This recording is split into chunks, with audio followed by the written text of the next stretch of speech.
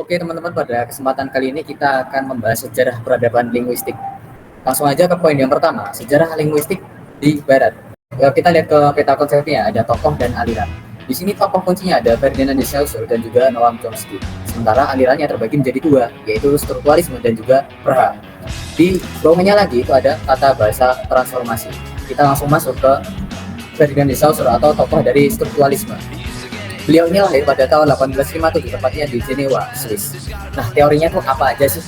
Nah, awal mulanya sebelum kita masuk ke situ, sejarah linguistik di Barat itu dimulai dari akhir dari abad ke-19 menuju ke awal abad ke-20. Pemikirannya itu adalah bagaimana caranya memainkan peran kunci dalam pergeseran dengan memperkenalkan konsep-konsep fundamental dalam linguistik seperti language atau sistem bahasa dan awal penggunaan bahasa. Selanjutnya, aliran ini dikembangkan oleh seorang linguistik dari Amerika yang bernama Leonard Bloomfield dan pengikutnya pada 1930-an hingga 1950. Nah, aliran ini berfokus pada perkembangan linguis Amerika Serikat menghadapi tantangan bahasa Indian secara sinkronis, mengingat bahasa-bahasa yang ada di sana itu susah atau kurang dipahami, kurang diketahui. Seperti itu.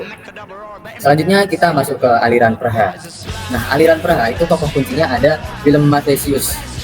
Nah, di sini si Willem Mathesius ini sebenarnya sempat mengikuti kuliah linguistik sinkronisasinya dengan Ferdinand de Saussure pada tahun 1911. Nah, dia ini mengabadikan dirinya di Caroline University, Praha. Selanjutnya, kenapa sih ada aliran ini? Aliran ini ada karena aliran ini tuh mengikuti lembaga non-formal Frangue Linguistic Circle. Nah, sejarahnya berdiri pada 6 Oktober 1926. Dikenal di dunia itu gara-gara mengikuti Kongres Internasional yang mana diadakan di Jenewa, Swiss pada tahun 1931, yang mana membahas tentang fonologi dan menghasilkan AFI, Association Fonologi Internasional, yang diketuai oleh Kurbetskov.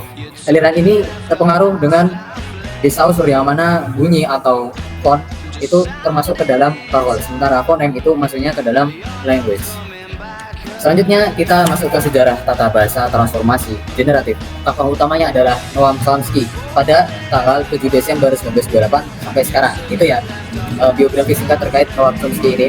Lalu beliau ini lahir di mana? Beliau ini lahir di Philadelphia, Pennsylvania, Amerika Serikat. Nah, jadi apa aja sih yang dikembangkan dari si Noam Chomsky? Intinya gimana ya caranya reaksi terhadap strukturalisme yang mendeskripsikan bahasa dimulai dari teks atau contoh dan memberikan kategori dan menganalisisnya. Singkatnya gini, dari sini kita dapat memahami yang dimaksud dengan tata bahasa transformasi generatif. Transformational grammar adalah tata bahasa yang dimunculkan dari kemampuan yang ada di dalam diri seseorang, yang ditransformasikan dan ditertransformasikan melalui kalimat yang teratur. Oke, setelah itu saya akan melanjutkan sejarah peradaban linguistik timur. Di sejarah peradaban linguistik timur ini terdapat dua, yaitu tradisional dan modern. Nah, di sini saya akan menjelaskan bagaimana sejarah linguistik timur tradisional. Sejarah linguistik timur tradisional pada awalnya terdapat pada bahasa Arab yang sebelumnya adalah dari bangsa Semit. Yaitu bangsa Semit adalah bangsa yang berpindah-pindah tempat dari gurun pasir ke gurun pasir selanjutnya. Yang dimana bangsa tersebut adalah dari nama anak Nabi Nuh. Dan itu termasuk dalam Alkitab. Setelah itu, di sana setelah Al-Quran turun, banyak bangsa yang ingin mempelajari, mendalami Al-Quran itu bagaimana. Jadi mereka melakukan hijrah dari negeri ke negeri dengan untuk mencari mazhab-mazhab yang bisa mendalami bahasa Al-Quran tersebut. Nah, di sini kita bisa ketahui linguistik tradisional itu sebenarnya banyak mazhab. Nah, salah satunya ada mazhab Basrah, Kufah, dan mazhab Baghdad, Mesir, dan Andalusia. Jadi sini saya akan menjelaskan secara singkat beberapa mazhab. Saya akan menjelaskan mazhab Basrah.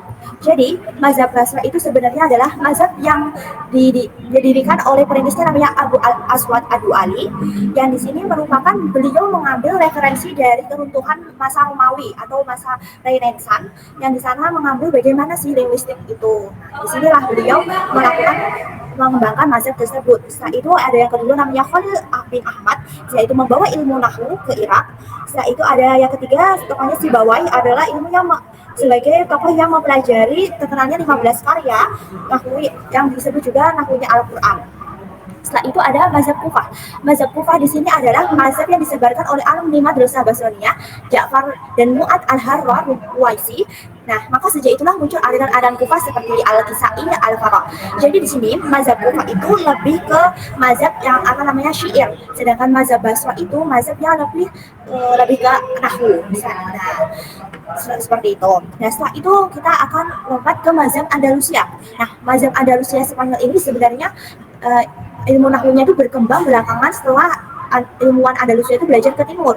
Nah, Andalusia itu terkenal dengan mazhab Kufahnya, dan pada akhir abad ketiga Hijriah ilmuwan Andalusia baru berkenal dengan mazhab Basra. Nah, pada masa Renaissance itu Andalusia itu mempengaruhi. Nah, mempengaruhinya bagaimana? Mempengaruhinya dengan sebagai jembatan ilmu pengetahuan dari dunia Islam ke Eropa, menginspirasi bagaimana antara agama dan sains filsafat budaya.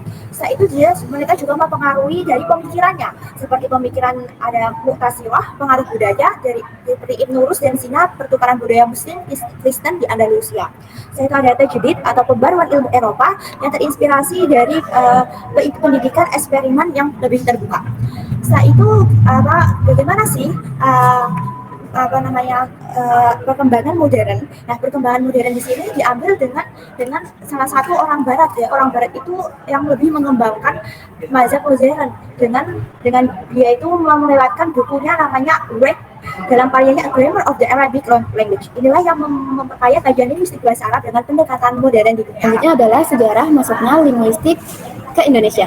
Jadi masuknya linguistik ke Indonesia itu dimulai pada masa penjajahan Belanda. Awalnya, tokoh-tokoh linguis dari Belanda dan Eropa seperti J.C.G. Jonker dan Helker itu melakukan penelitian tentang bahasa di Indonesia. Tapi penelitiannya ini tuh bukan untuk menunjukkan cinta bahasa Indonesia, tapi untuk membantu pemerintahan pada saat itu, terus juga untuk penyebaran agama. Nah, hasil dari penelitian mereka ini itu memberi dasar bagi pengembangan linguistik di Indonesia. Selanjutnya pada akhir tahun 1950-an, tokoh linguis Indonesia kembali dari luar negeri dengan membawa ilmu-ilmu linguistik yang mereka dapatkan dari Ferdinand de Saussure sama Noam Chomsky tadi, yang udah dijelasin sama teman saya. Nah, mulai dari sinilah muncul konsep-konsep baru seperti fonem, morfem, frasa, dan klausa kayak gitu. Nah, terus untuk memperkuat studi linguistik, mereka itu membentuk organisasi yang namanya Masyarakat Linguistik Indonesia atau MLI pada tahun 1975. Tujuan dari dibentuknya organisasi ini untuk memajukan penelitian bahasa di Indonesia. Organisasi ini tuh banyak mempublikasikan, mengadakan seminar gitu. Nah, mulai dari situ tuh studi linguistik di Indonesia mulai dikenal secara internasional. Ya, selanjutnya kita akan membahas tentang persinggungan linguistik Barat, Islam, dan Indonesia. Nah, karena ini adalah sejarah linguistik, jadi tidak jauh dengan pembahasan persinggungan linguistik Barat, Islam, dan Indonesia. Di sini kita membagi menjadi 3 bagian. Yang pertama ada peristiwa Renaissance. Peristiwa Renaissance disebut juga sebagai abad pembaharuan atau periodisasi, pengelompokan sejarah dari abad ke-14 sampai abad ke-17 Masehi dalam sejarah Eropa. Renaissance merupakan masa peralihan dari abad pertengahan akhir ke zaman modern. Yang kedua ada perpaduan teori linguistik. Menurut Abd al-Majid Sayyid Ahmad Mansur pada kitabnya Ilmu Al-Lughah Al-Nafsi 1982, pembelajaran adalah cabang terpenting dari linguistik terapan. Pendapat Mansur ini hampir senada dengan yang dikemukakan oleh Jack C. Richard dalam pendahuluan Longman Dictionary of Language Teaching and Applied Linguistics, menyebutkan bahwa linguistik terapan adalah kajian tentang pembelajaran dan pengajaran bahasa kedua dan bahasa asing. Yang ketiga ada akulturasi linguistik Barat, Islam, dan Indonesia. Bukti bahwa linguistik Arab dan Indonesia saling mempengaruhi adalah terdapat banyak kosakata dan morfologi, baik itu Arab yang meresap Indonesia atau Indonesia yang meresap dari bahasa Arab. Yang kedua ada linguistik Barat. Nah, seperti yang kita tahu, linguistik Barat memiliki peran besar terhadap Indonesia. Salah satunya adalah bahasa Inggris yang memiliki dampak positif dan dampak negatif. Dampak positifnya, Indonesia jadi bisa mengikuti perkembangan dunia, dan dampak negatifnya, krisis bahasa Indonesia.